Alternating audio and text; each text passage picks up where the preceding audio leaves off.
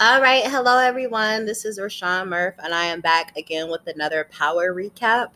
This time it is for season 6, episode 3. And the first thing that I want to bring up is the fact that the theme song is back. I was so happy to hear Joe when I started watching the episode. I was like, yes, because I love Trey songs. Do love Trey songs, but I was not feeling the change of the intro, especially in the last season. Like, I don't like that. So I was really glad to see that we changed it back to Joe.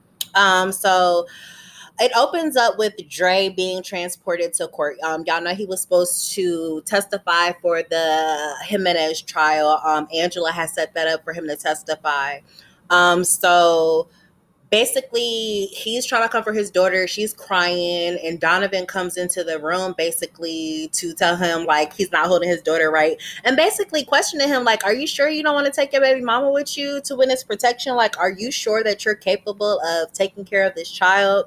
And Dre was catching a little bit of an attitude or whatever, but as they're having this conversation, all of a sudden you start to see like people walk past the doorway or whatever. You can see people in the background. And basically the Jimenez cartel comes in there and starts shooting the shit up. So they're shooting everybody.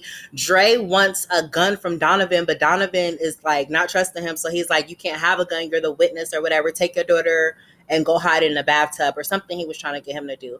So they're basically killing them. Donovan gets shot, but he's still alive. And one of the last guys comes in there and Donovan shoots him.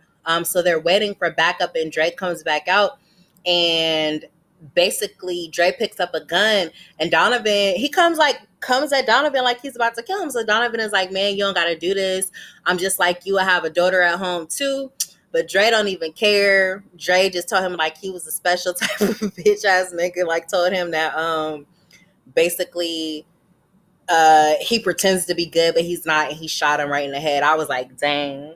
So R.I.P. Donovan. That's another member of the team. Like, who's left? Just Sax. I told you that job is not that serious, but whatever. Sax thinks it is. And I was just thinking as I'm watching this scene, poor Heaven, who is Dre's daughter, that little girl gonna need counseling because she just watched several people die. Her daddy shot Donovan at point blank range holding her. So I'm just like, that girl gonna need some help.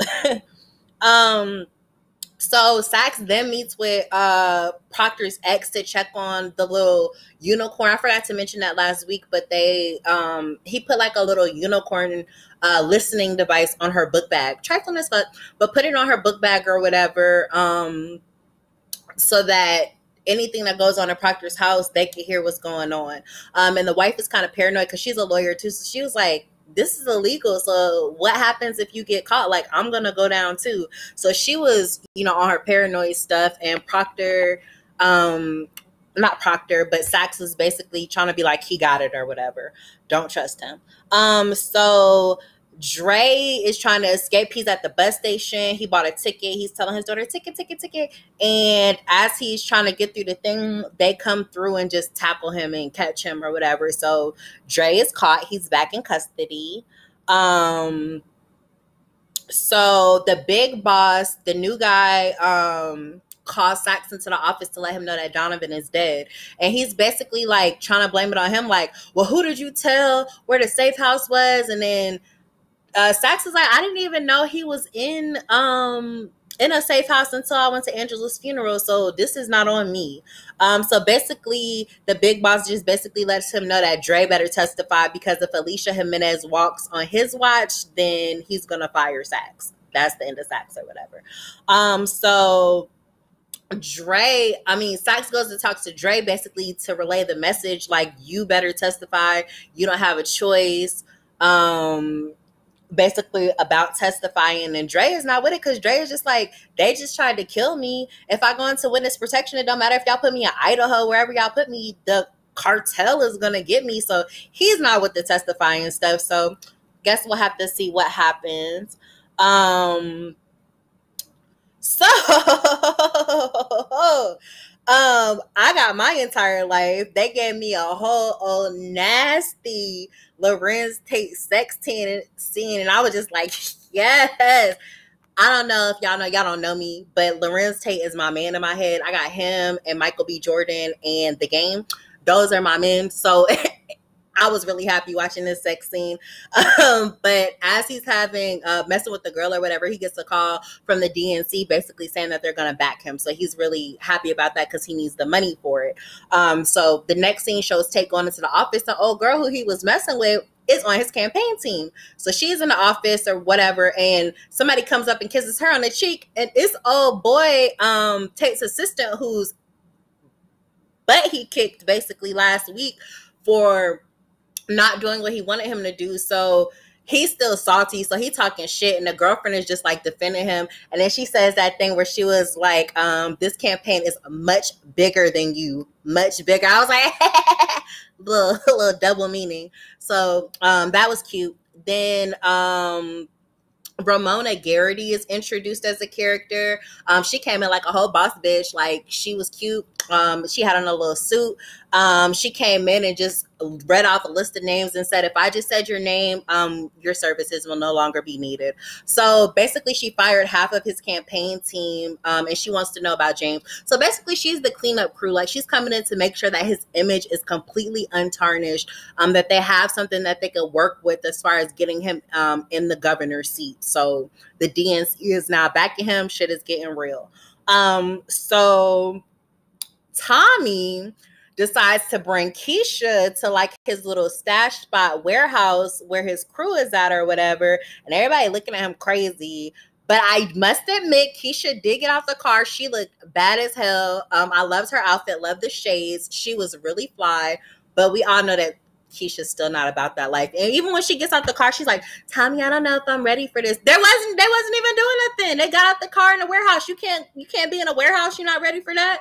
She just irritates my soul. So Tommy is giving her a tour of the warehouse like they're on a school field trip. He's showing her basically how he buys the oxys and shit for a low price and what he sells them for and what they sell them for, and kind of breaking down his operation to her, I guess, in her quest to be a down bitch. Like, he's guiding her along. They're really funny. So let's see here. He explains his drug business to her, and he also one of his workers like shows him a room full of money that they've earned, but Tommy is like not impressed by this. He's upset because they have to clean it and make it legal money before he can pay Jason back. And they are not being able to do that through Truth anymore, and they're not cleaning it through Keisha's hair salon anymore because Tasha and Keisha fell out. So he got to find a way to clean the money. Alicia Jimenez is trying to get expedited to Mexico. She sits there, her and her lawyer sit there and talk to Sax. I freaking love Alicia Jimenez because she just don't care. And she basically was threatening him like, while I'm here, I'm uneasy. And as long as I'm uneasy, Dre is going to be uneasy. So basically send me back to Mexico. But he doesn't want to do that because he knows that Mexico is going to give her a slap on the wrist because they run that country. So he tells her, well, I'll see you in court. Can't do that. So James confronts Rashad about the Queen's Child project, and he was like, the Queen's Child project was supposed to start construction today. I went by there today. I didn't see not one bulldozer. Like, what's going on? So he goes in there trying to pop off, and Rashad basically tells him like, I need my campaign to be clean, and that means keeping you out of the way. But he basically says, if you can get me some more money, I can get it started. So he basically is trying to get money out of James. James sees Ramona Garrity through the window, and he's like, who is that? And basically, Rashad tells him that she's from the DNC, and he don't need to be worried about that. As a matter of fact, when you leave out the back door because she don't need to see you. So let's see here. Tommy and Tasha get together and get high in Tommy's car, and they both just basically complaining about their problems. Tommy need to clean money, and Tasha was like, she can't help because Keisha not fucking with her. And then he was basically like, she gonna have to get over that because this is business. And Tasha needs to get more money too because the money that Ghost is giving her is basically not enough for the lifestyle she used to live in. Like, she used to living in a penthouse and stuff. Now she in a regular apartment, so she just doesn't know how to handle it. So while they're in the car, Jason calls Tommy and he has to go. Tyreek is at school with his little with the girl Neffy and the white boy roommate, and basically he's like talking about his little watch. Like, they basically flaunting the money that they're earning. And the girl Neffy is the only one with some sense. She comes in there and she was like, you need to be worried about getting me some more pills because I'm out, instead of out here flashing and flaunting. So basically that's another thing that Tyreek got going on, because he got a re-up basically. Jason wants Tommy to break Alicia Jimenez out the feds. Like, he said, I want her here. And he's like, how am I supposed to get her out? That's not my problem. That's your problem. At the same time, well, not at the same time, but you see a back and forth scene where Jason also makes propositions Ghost and wants Ghost to do the same thing. So he basically threatens both Ghost and Tommy that they both need to get him Alicia Jimenez without, the other knowing about it. Basically, well, they don't know anything about it. Is basically what I'm trying to say. Like, he tells them both to do the same job. So they both gone into it blind.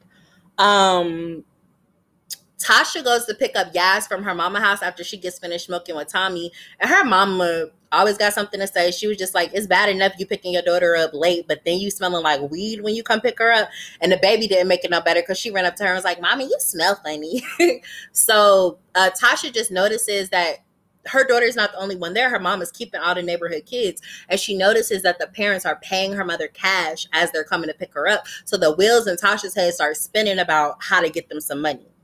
So Tasha, the next thing you see, Tasha is at a table eating dinner with Tyreek and Gaz. They're eating some Chinese food, and Tyreek is basically, she wanted to know why Tyreek came home and didn't tell nobody, so she could get it, basically the space ready for him. And he was just like, well, it was just a spur of the moment thing. Just wanted to come home for a day or whatever. And so he was complaining about the size of the apartment, basically. He was just like, well, where am I supposed to sleep? She was like, you can sleep in Yaz's room. She's going to go with your dad this weekend. Well, Yaz's bed is too small. Well, we can get the air mattress. The air mattress air be coming out. And she's just like, well, Tyreek, like, if my accommodations are not good enough for you, like, I don't know what you want me to do, because things are hard between me and your father with us getting a divorce. So he basically feeling like Big Willie was like, oh, so Ghost ain't helping you pay, and pulls out this big wad of money out of his pocket and lays it on the table. So she was like, where did you get that money? And he was just like, thinking off his head. He was like, Kana left it for me. Wrong answer. So she definitely was like, get that shit off my table before I burn it. Like, y'all know she hated Kanan the most out of everybody. So she's not messing with nothing from Kanan. And I'm sure if she knew it was drug money, she wouldn't be fucking with it either. So he just puts his money back in his pocket. Here come Ghost coming in. Ghost was supposed to come get Yaz, but then he comes in talking about, something came up. I can't take the baby this weekend.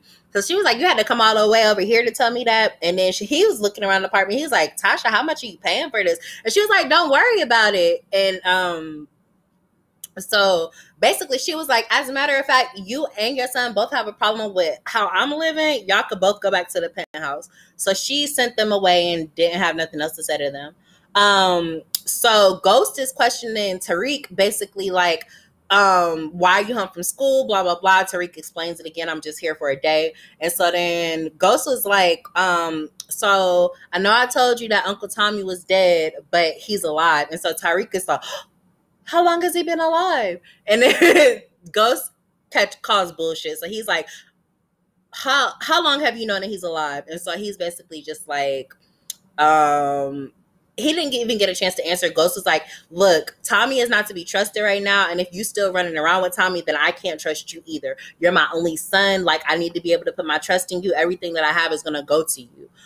So Tariq was like, oh, Dad, you can trust me. He goes and gives him a hug. But then behind his back, he does one of those little like smirks like, yeah, nigga, like, I don't fuck with you. So that happens. Tariq gets on my nerves. I don't like Ghost either, but Tariq ain't got to do his daddy like that. Just don't mess with him. So let's see here.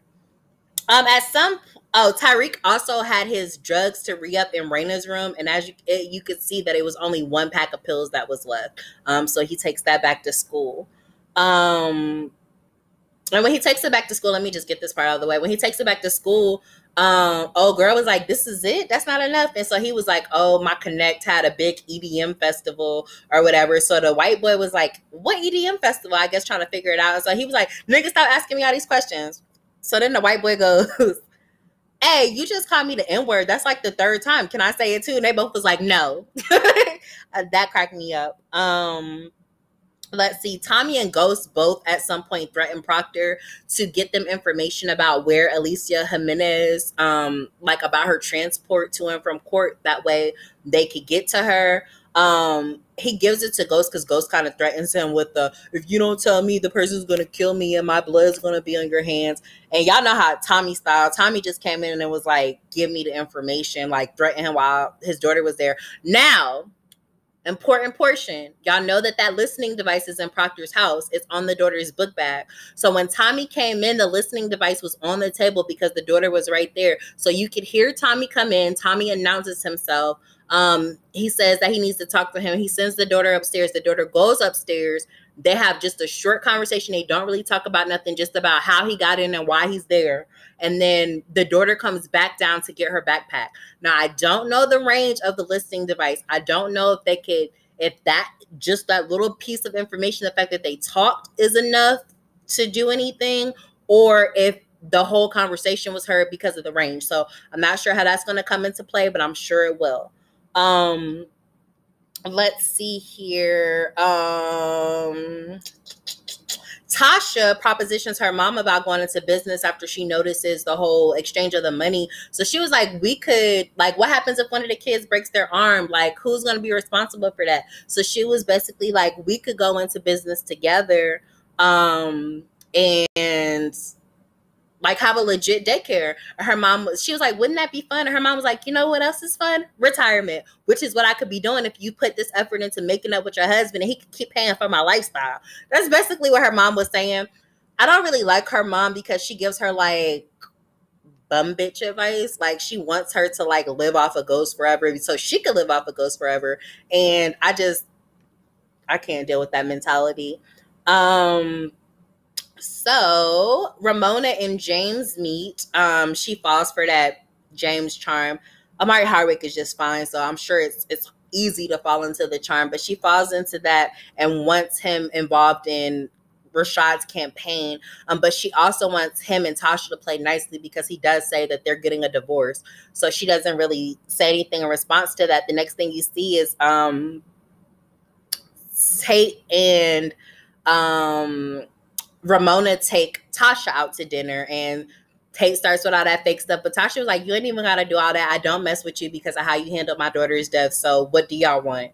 And so Ramona, she was like, "You look familiar." She was like, "Oh, your husband can't keep his dick in his pants either." She was like, "Yes, girl, I know the struggle." So they commiserate basically, and they tell her what they need from her. And she says, "I can do that as long as y'all can get me my permits, my building, and everything I need for my daycare." Boom, we could do that. So Tate looks like he's gonna give some pushback, but Ramona says, "Done." So Tasha was like, "I like you," and I was like, "I like her too."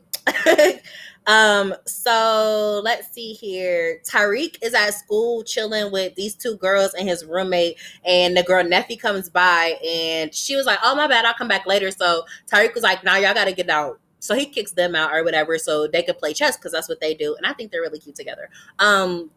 But they play chess, and as they're playing chess, they kind of open up to each other. She had a brother that died. Y'all know Raina died, so they're opening up about that. And so she was asking him, like, what's been wrong with him lately? And he basically admitted to her that they're almost out of drugs, and he does not have a connect. So we're going to see what they come up from with that. And he talks about how empty he feels without Raina, and I was really sad about that. Tommy hatches a plan to get Alicia Jimenez out, but he needs a female to help break her out because he needs somebody in the bathroom. Keisha walks into the room. Boom, boom. So Tommy is now involving Keisha in the plot to break Alicia Jimenez out. So Tommy and Ghost both go to the courthouse trying to get Alicia Jimenez out or whatever. And Tommy's plan is the victorious plan. So basically what he does is he has somebody in the courthouse drug Alicia Jimenez's drink where it makes her sick, where she has to vomit. So they escort her to the restroom. In the restroom, Keisha is waiting in a stall, an out of order stall, standing on the toilet. Alicia Jimenez starts throwing up. She texts Tommy, hey, she's in here, and they get her out that way. Tommy's little crew comes in as the ambulance people, and they come in and take her right out. It was really clean. Ghost was there as a janitor because I guess he had a different plan, but his plan didn't even go into motion. But when he seen Keisha come out of the bathroom after Alicia, he knew some shit was up. So he just fell back. He went and sat in his car. And then when he saw them taking her into the ambulance, he saw Tommy as one of the ambulance attendants. And he was like, oh, okay, this is definitely some shit. So they get Alicia back to Jason, and Jason starts asking her questions about her drug operation and asking her for names and locations and all this stuff. And of course, y'all know Alicia. I love her. But she was just like, can I get a cigarette? So she sits there and smokes the whole cigarette. And so Jason was like, so you gonna tell me what I need to know? And she was like, fuck you. And so he shot her. He shot her like 3 times. It was a really nasty gash. Like right here. That he had did right up under her chin. And yeah, so what else happened? He kills her. Tommy and Keisha have a talk. They're basically celebrating the fact that they were able to pull off this, little caper. It was her first little ride or die thing. And so she's really happy and proud of herself. And Tommy just breaks down and tells her, hey, we're going to have to use Tasha to clean the money through your salon. And so she was like, I'll do it. Like, fuck it, I'll do it. And so he was like, you going to do it? She was like, yeah, I know how to do it. Anything to keep Tasha away from my man. And so he was like, fuck that bitch. So, yeah, I guess they're going to start cleaning money together. Ghost calls Tommy at the end of the episode. I'm sorry, let me take a little step back. Dre. So Dre, the deal is off, of course, because Alicia Jimenez is dead, and they take custody of his daughter from him, and basically tell him that they're going to put him back into the street, and he's going to have to fend for himself, and he's going to be known as a rat if he doesn't help them take down Ghost. So that's Sack's little plan. I don't know why he thinks this is going to work. And at the very end of the episode, we see Ghost give Tommy a call. And basically he tells him, like, I just want to know why we were sent to do the same job. Like, can't you see that Jason is extorting money out of both of us? So we should band together to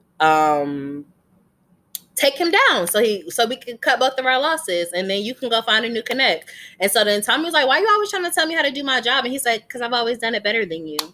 So Tommy is butthurt and is basically like, nah, fuck you. But I'm hoping that it's like every other season where Tommy and Ghost have to work together to beat an adversary. So yeah, this is a really good episode this week. I'm hoping next week is going to be just as good. Make sure you guys like, comment, and subscribe to my channel.